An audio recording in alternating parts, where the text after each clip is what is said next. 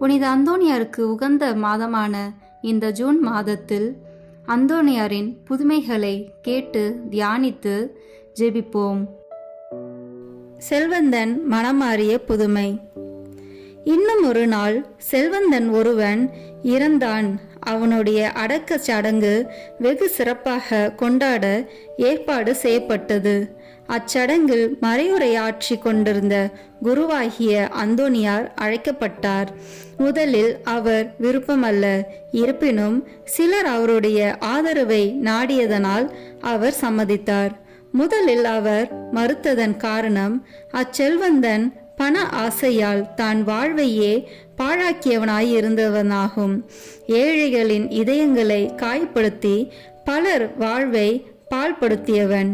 இச்செல்வனை திருத்திட அந்தோணியார் பலமுறை முயன்றார். ஆனால் அவன் எப்போதும் பணம் பணம் என எண்ணி அந்த வழிகளில் அதிகம் சேகரித்தான். எனவே அவனை திருத்த முடியவில்லை. அதனால் அந்தோணியார் அவனுக்கு எச்சரிக்கையும் விடுத்தார். நாம் இறக்கும்போது நம்முடன் வருவது நமது பாவ புண்ணியங்களே, நாம் சம்பாதிக்கும் செல்வங்கள் அல்ல. நாம் ஏழைகளுக்கு உதவுவது இறைவனுக்கே உதவுவதாகும். எனவே அநீத செல்வங்களை கொண்டு நித்திய வாழ்வை தேடிக்கொள் என அறிவுரையும் கூறி வந்தார். அனைத்தும் செவிடங்காதில் சங்கு போலாயிற்று. மூர்க்கனும் முதலையும் கொண்டது விடாதது போன்று அவனும் செல்வப்பற்றில் சிக்கியிருந்தான். எனவேதான் அவனது அடக்க சடங்கில் மறையுரையாற்ற முதலில் அந்தோணியார் மறுத்திருந்தார்.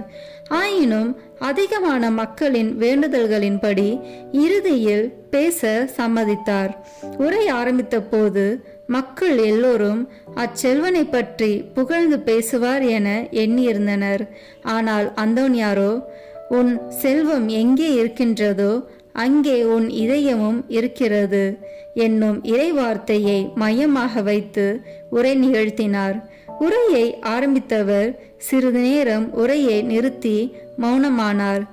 மௌனம் நீடித்தது கண்ட மக்கள் யாது நேர்ந்தது என எண்ணினர். பிற்பாடு மயக்கம் தெளிந்தவர் போல் காணப்பட்டார். இதோ இச்செல்வனுடைய ஆத்துமம் நரகத்தில் அமர்த்தப்பட்டிருக்கிறது.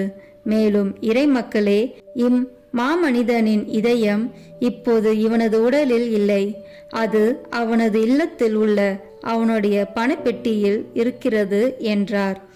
அவரது பேச்சில் ஐயமுற்ற அவனது உறவினர்கள் அவனது இல்லம் விரைந்து அவனது பணப்பெட்டியை திறந்து பார்த்தனர். அந்தோணியார் உரைத்ததன் படியே இதயம் ஒன்று அவனது பணப்பெட்டியினுள் துடித்து கொண்டிருக்க கண்டு ஆச்சரியமடைந்தனர். அவர்கள் தமது ஆன்மீக வாழ்வையும் மாற்றிக்கொண்டனர். ஊனமுற்ற சிறுமியை குணப்படுத்தின புதுமை. பதுவை நகர் வாசியான பீட்டர் ஒரு சமயம் ஊனமுற்ற தன் 4 வயது மகள் மதுவானாவை அந்தோணியாரிடம் கொண்டு வந்தான்.